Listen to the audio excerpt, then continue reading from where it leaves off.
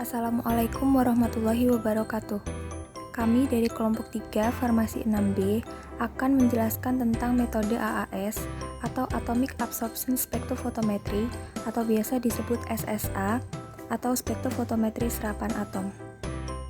Berikut nama kelompok 3: Ahmad Rizal Fitrianto, Maria Goretti, Cynthia Angelica, Iqbal Firmandana, Risma Dia Rumaya, Ismatul Maula, Uswatun Hasanah, Anastia Rizkina, Bella Ainun, dan Ginji Liani.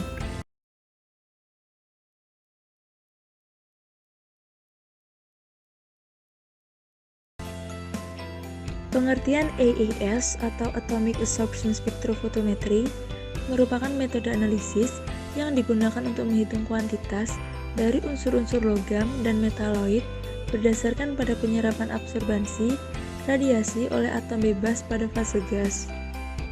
Berikut ini merupakan contoh gambar dari Atomic Absorption Spectrophotometry. Selanjutnya, bagian-bagian AAS. Yang pertama, lampu katoda terdiri dari monologam dan multilogam, 2 tabung gas, 3 ducting, 4 kompresor, 5 burner, 6 buangan pada AES, 7 unit atomasi yang terdiri dari atomasi nyala, dan sistem atomasi dengan elektrotermal, 8 monokromator, 9 detektor. Ini adalah skema analisis dengan Atomic Absorption Spectrophotometry. Selanjutnya, prinsip AAS. Suatu sampel dibuat dalam bentuk larutan dan dikabutkan, lalu disembur ke bagian burner, kemudian mengalami deatomisasi. Selanjutnya, direaksikan dengan sumber energi radiasi, maka atom pada keadaan dasar membutuhkan energi yang besar, dan untuk mendapatkannya, atom tersebut menyerap energi dari sumber cahaya yang ada pada alat spektrofotometri serapan atom.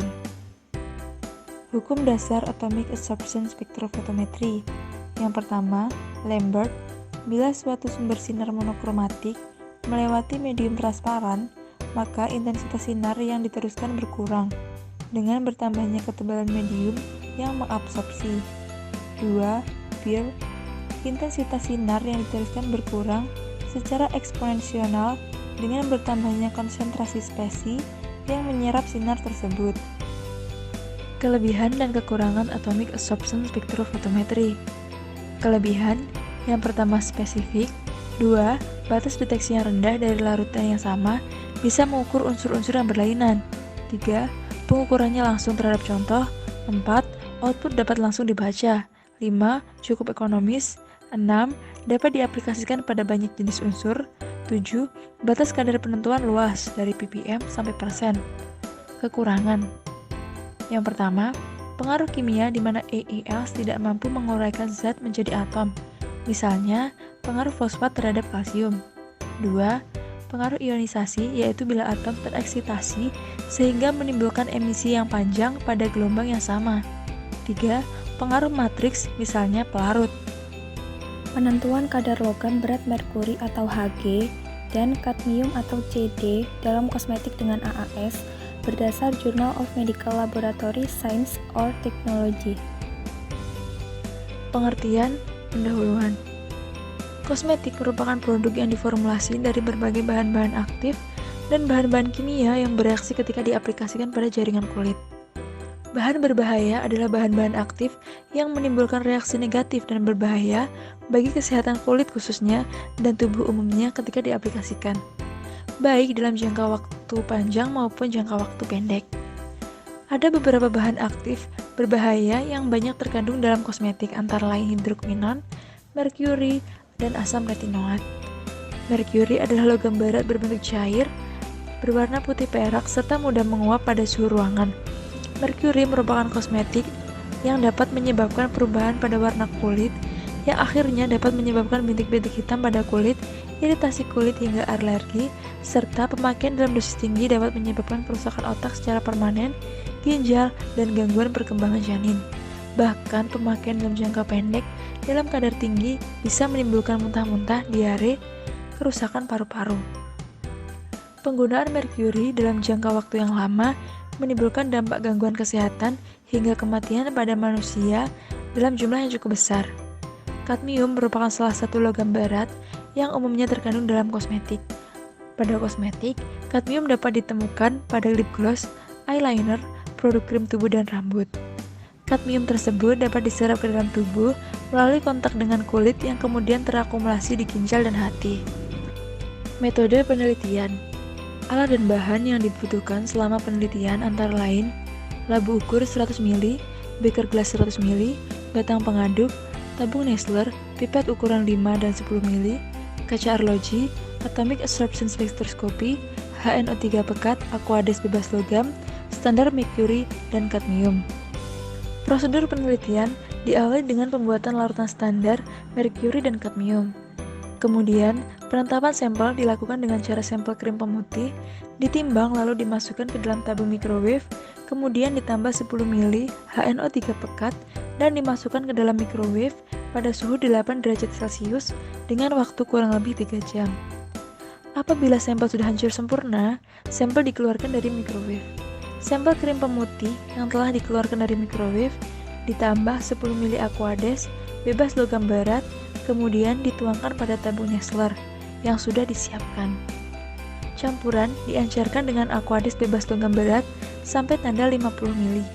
Sampel diukur dengan spektrofotometer serapan atom pada panjang gelombang 253,7 nm untuk merkuri dan 228,8 nm untuk kadmium. Konsentrasi merkuri dan kadmium dihitung menggunakan rumus berikut: 1000 per berat sampel dikali 50/1000 dikali konsentrasi EES miligram per liter sama dengan miligram per liter atau ppm. Hasil dan pembahasan.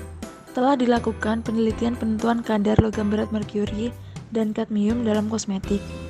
Penetapan kadar logam berat merkuri dan kadmium dilakukan menggunakan alat atomic absorption spectrophotometry, menggunakan kurva kalibrasi larutan standar. Sampel yang telah didestruksi menggunakan asam nitrat pekat diukur absorbansinya menggunakan EES pada panjang gelombang 253,7 nm dan pada panjang gelombang 228,8 nm. Pengukuran kadar logam berat menggunakan spektrofotometer serapan atom dapat dilakukan menggunakan metode kurva kalibrasi. Kadar maksimal kandungan logam berat dalam kosmetik adalah 1 mg per liter untuk merkuri dan 5 mg per liter untuk kadmium. Berdasarkan hasil penelitian, tidak ada sampel yang menunjukkan hasil pemeriksaan logam berat merkuri melebihi batas maksimum. Begitu juga dengan hasil pemeriksaan logam berat kadmium. Logam berat yang terkandung dalam kosmetik umumnya merupakan zat pengotor pada bahan dasar pembuatan kosmetik. Merkuri merupakan unsur yang relatif terkonsentrasi pada daerah vulkanik dan daerah endapan mineral dari biji logam berat. Pada umumnya, merkuri digunakan sebagai fungisida, dan pada beberapa industri, termasuk pada proses penambangan emas, pembakaran bahan bakar, transportasi, dan pembuangan limbah padat, dan juga limbah lumpur. Kegunaan kadmium adalah untuk membuat baterai nikel kadmium sebagai pigmen pada keramik glasir, polivinil klorid, dan plastik. Pada kosmetik, kadmium dapat ditemukan pada lip gloss, eyeliner, produk krim tubuh dan rambut. Kadmium tersebut dapat diserap ke dalam tubuh melalui kontak dengan kulit yang kemudian dapat terakumulasi di ginjal dan hati. Berikut ini merupakan tabel hasil pembacaan absorbansi merkuri dan kadmium dalam kosmetik, serta tabel spesifikasi sampel kosmetik. Kesimpulan, berdasarkan hasil penelitian, dapat disimpulkan bahwa sampel kosmetik yang dijual di pasar online mengandung logam berat tidak melebihi batas maksimum yang telah ditentukan oleh Peraturan Kepala Badan Pengawas Obat dan Makanan Nomor HK 03.123 0711 6662 tahun 2011.